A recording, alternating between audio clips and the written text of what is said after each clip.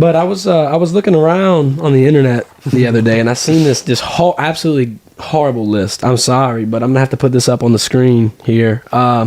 These are the wide receiver fantasy rankings, and I mean, you can just take a minute to look at that. I got the top three. The top three is not horrible. I'm really not gonna rank them, like hard and bad for that. But then you go to 4 through 10, and it's a little rough. We went ahead and we regraded these 10 wide receivers, and we're going to go with our 1 through 10, starting with Bennett. 1 through 10? 1 through 10. I want to see what you think this fantasy ranking should be redone. Upper Hand Fantasy redraft. We're going to have to redraft the redraft. It's the redraft right now is what we're looking at. I bet, man. So at number 1, I have Cooper Kupp for sure. And then 2, I have Justin Jefferson. 3, Jamar Chase, and then Deebo Samuel, Stefon Diggs, Davantae Adams, CeeDee Lamb, and then I have Keenan Allen, Mike Evans, and then Tyreek Hill at number 10. So you're putting Keenan Allen in there. Oh, yeah, You man. busted him up? After what he did last season, you can't have him where he had him. I don't remember exactly where it was at, but it was low. Well, all right. Only thing I'm going to say about that is Keenan Allen lost me my playoffs. I watched him live, put up 7 points. Keenan Allen's not in my top 10. I'm sorry, but me and Keenan, if you're listening, I'm sorry, man, but you really disappointed me. You're never going to be on my team again, I'll tell you that much. Man. Fantasy redraft, my top 10, you got to go Cooper Kupp number 1. Yeah. Cooper Kupp was an automatic 20 points per game. I had him in both leagues, and I could put Cooper Kupp in the lineup and go to sleep and know that he's going to go crazy for 10 catches, 2 touchdowns, whatever the case may be. This dude's a football encyclopedia, it seems like. Number 2, I'm going to go with the LSU boy, Jamar Chase. Jamar, how I roll with these LSU guys, wide receiver U. I feel real confident in my guys. I've been able to see them, play throughout past years. I think that connection that they got in Cincinnati is crazy. Without a doubt. Jamar Chase and Joe Burrow have the utmost amount of chemistry and the utmost amount of respect for each other. They know what to do, when to do it, how to do it. I think that Joe Burrow's got that strength in the line. That's going to help him out a lot. Joe Burrow was the most sacked quarterback, and they still were able to do what they were doing. A lot of Jamar Chase's routes develop later in the route. That means Joe has more time to see it through. I think that's going to be big, and Jamar's going to go off for a huge year. Number 3, we're going to go with another LSU boy's best friend, Justin Jefferson. I had to put him there just because his quarterback situation's kind of weird to me. Don't trust Kirk Cousins. They got a lot of other weapons as well. They got Adam Thielen. They got another healthy Dalvin Cook that, might impact a lot of Justin Jefferson's numbers. 4, I'm going to go Davantae Adams. I still think he's the best wide receiver in the league. I just think the fact that he's going to move to Derek Carr might, yield some production issues. He might not get as many targets, and a lot of those targets might not be put in the same spot, whatever may be the case. Number 5, CeeDee Lamb. I think CeeDee Lamb is an absolutely talented wide receiver. That kid can just do whatever. I got to see him play live last year when they came into New Orleans and just completely wreaked havoc. CeeDee's flashy. CeeDee's quick. CeeDee is, don't blink, you'll miss him. That's pretty much my best way to describe him. Number 6, I'm going to have to knock Stefon Diggs. That's probably my biggest problem with this list right here is that they had Stefon Diggs number 4.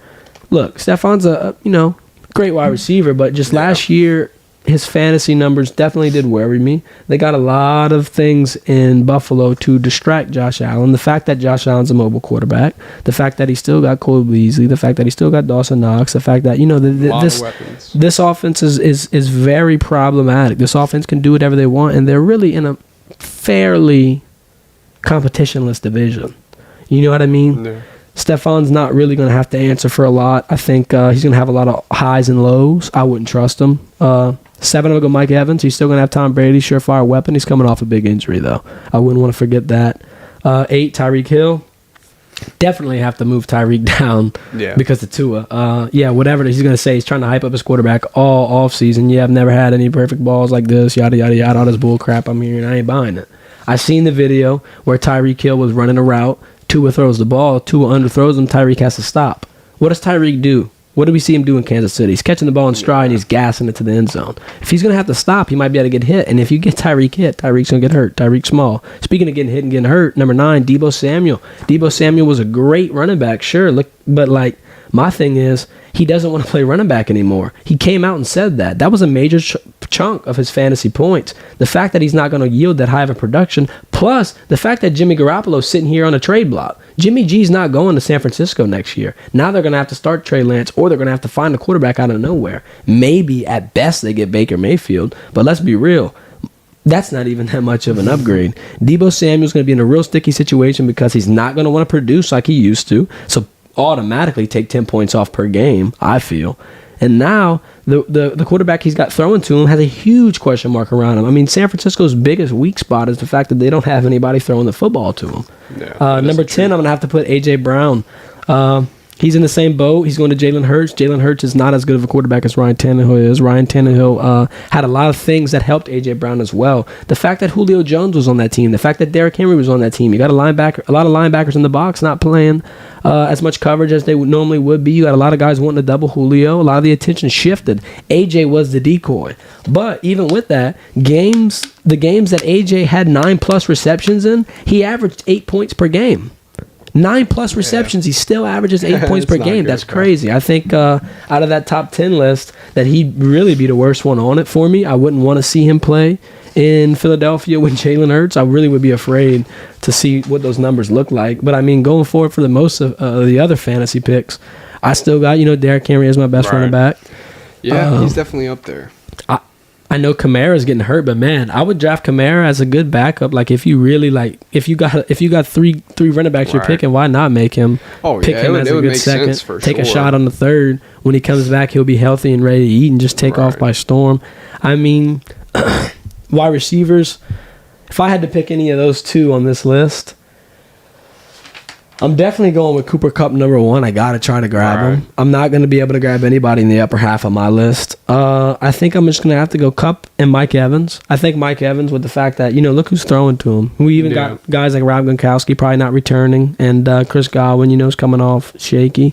I would take the shot on Mike Evans. Definitely is going to be rough because of that injury, like we said. He might, be hit or miss, but at the end of the day, it's rewarding. I like to make a lot of trades in fantasy. I think that, it makes it fun. For sure. I don't like to keep my same guys. I feel uncomfortable with them after I draft them here and there. You kind of see, shades of things. You might see a little error here, or just a little type of glimpse of what that team will do in the future, and it worries you. You kind of want to bounce out and get rid of them. That's kind of how I feel about some of my guys.